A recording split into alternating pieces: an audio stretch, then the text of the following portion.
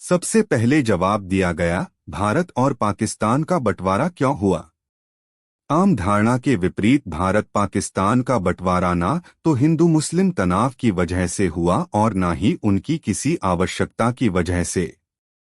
यह बंटवारा हुआ है अंग्रेजों की जरूरतों को पूरा करने के लिए और जताया यह गया है कि इसकी जरूरत हिंदू मुस्लिमों के एक साथ ना रह पाने की वजह से पड़ी। दुर्भाग्य की बात है कि आज भारतीय उपमहाद्वीप में 1% लोग भी ऐसे नहीं हैं जो अंग्रेजों के इस कुचक्र को समझते हों।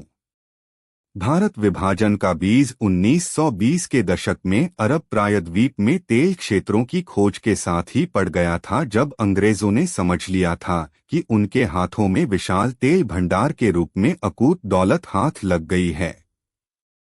उस अकूत तेल भंडार को लूटने में एकाधिकार रखने के लिए अंग्रेजों के लिए यह जरूरी था कि वे सोवियत संघ को अरब प्रायद्वीप तक आने से रोकने के लिए कराची बंदरगाह से सोवियत संघ को दूर रखें। अखंड भारत अंग्रेजों की नहीं बल्कि सोवियत संघ की सुनता। इसलिए अंग्रेजों और पश्चिम देशों ने पाकिस्तान बनाने का फैसला किया, जो सदा उसकी सुने और सोवियत संघ को कराची बंदरगाह के रास्ते अरब तेल क्षेत्रों तक पहुंचने से रोके। अंग्रेजों के लिए यह और अधिक फायदे की बात थी कि भारत पाकिस्तान के बीच परस्पर शत्रुता बनी रहे और वे आपसी फायदे के मुद्दे भी सुलझाने भी ना रहें।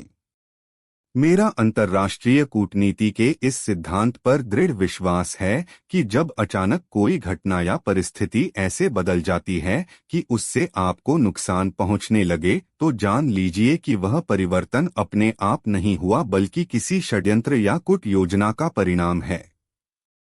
यह सिद्धांत पाकिस्तान के बनने पर भी लागू होता है। मोहम्मद अली जिन्ना के पाकिस्तान बनने के कुछ ही महीने के बाद ही मर जाने पर भी लागू होता है। जिन्ना के मरने के तुरंत बाद से ही पाकिस्तान में कठपुतली और अस्थिर सरकार बनने का दौर शुरू हो गया। जिन्ना ऐसी कठपुतली सरकार बनना कभी नहीं चाहते। इस षड्यंत्र का प्रमाण 14 अगस्त 1947 को स्वाधीनता मिलते ही कुछ ही दिनों के भीतर कश्मीर पर पाकिस्तानी आक्रमण की घटना का विश्लेषण करने पर मिल सकता है। इस तरह की योजना बनाने की योग्यता पाकिस्तानी प्रशासकों में संभव नहीं थी। भारत पाकिस्तान के बीच कश्मीर युद्ध 22 अक्टूबर 1947 से शुरू हुआ और 31 दिसंबर 1948 के बाद भी अगर भारत जैसा बड़ा देश पाकिस्तान से गिलगित बाल्टिस्तान का अफगानिस्तान से लगने वाला इलाका वापस छीन नहीं पाया, तो इसका एकमात्र कारण अमेरिका इंग्लैंड का पाकिस्तान को रणनीतिक सहयोग था। यह सहयोग भारत विभाजन की अधूरी योजना को पूरा करने की योजना का अगला हिस्सा था, क्योंकि अगर कश्मीर का वह हिस्सा जो अफगानिस्तान की सीमा को छूता था उसे भारत से अलग नहीं रखा जाता, तो सोवियत संघ अफगानिस्तान कश्मीर मुंबई के वैकल्पिक रास्ते से अरब प्रायद्वीप तक पहुंच सकता था। भारत विभाजन धन्यवाद के इस अकेले षड्यंत्र की सबसे बड़ी खासियत यह है कि योजना से बुरी तरह से नुकसान उठाने वाले सभी पक्ष, इसमें भारत, पाकिस्तान, सोवियत संघ और अरब देश शामिल हैं, दशकों तक अनजान रहे। पाकिस्तान इस्लामिक जगत का नेता बनने की चाह रखता है, पर इसके पैदा होने मात्र ने इस्लामिक जगत का सबसे बड़ा नुकसान किया है। भारत की भूस्थानिकी ने दुनिया को चीन के खतरे से हजारों सालों से बचाया हुआ था। आज सारी दुनिया चीन के खतरे से परेशान है। सीपीईसी भारत के अविभक्त हिस्से से ही जा रही है। भारत विभाजन के साथ ही अरब देशों का शोषण जुड़ा हुआ है। अगर भारत विभाजन नहीं हुआ होता तो भारत सोवियत संघ के साथ मिलकर अरब तेल क्षेत्रों का शोषण या तो रोक देता या कम कर देता। अगर सोवियत संघ को अरब प्रायद्वीप तक आने का मौका मिल गया होता तो उसके प्रभाव और अर्थव्यवस्था का काफी विस्तार होता और उसका विघटन रुक जाता। 1971 के युद्ध के समय भारत और सोवियत संघ का गिलगित बाल्टिस्तान को वापस लेने की कोशिश तक न करना यह बताता है कि विभाजन के 24 साल बीत जाने के बाद भी भारत विभाजन के असली कारणों की समझ ना तो भारत को और ना ही सोवियत संघ को हुई थी।